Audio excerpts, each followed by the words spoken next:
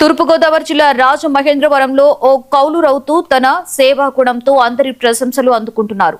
కడియం మండలం తూళ్ల గ్రామానికి చెందిన Satti Bhaskar Reddy alias Kandareddy sir Arthur Cotton జయంతిని పురస్కరించుకుని తన వద్ద ఉన్నటువంటి 3 దశాబ్దాలుగా పనిచేసిన 10 కూలీ కుటుంబాలకు ఒక్కొక్కరికి 2 లక్షల రూపాయల చొప్పున మొత్తం 20 లక్షల రూపాయల నగదును అందజేశారు. సామాన్య కౌలు రైతుగానే ఉంటూ సమాజ సేవలో అసామాన్య వ్యక్తిగా నిలుస్తున్న కందరెడ్డి వ్యవసాయం ద్వారా వచ్చే ఆదాయంలో సగభాగాన్ని సామాజిక అవసరాలకు వినియోగిస్తున్నారు.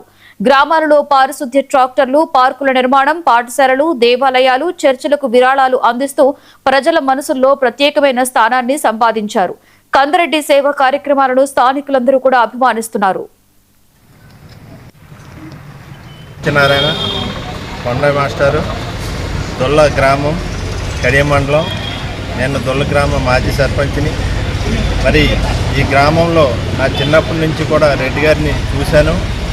ఆయన ప్రతి కార్యక్రమంలో కూడా పాల్గొన్నారు.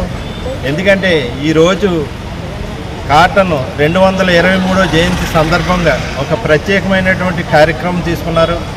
ఎందుకంటే ఆయన 100 ఎకరం కౌలు రైతు. ఆయన కౌలు చేస్తూ వచ్చినటువంటి లాభంలో ఒక 50 పైసలు ఆయన ఖర్చు పెట్టుకుంటూ 50 పైసలు దాన ధర్మాలకి, అంటే స్కూల్స్కి కానీ గోపురాలకు కానీ, అలాగే మేము సర్పంచ్ ఉన్నప్పుడు 3 ట్రాక్టర్లు ఈ చుట్టుపక్కల గ్రామాలకి కొత్త ట్రాక్టర్లు ట్రక్కులు ఇచ్చారు.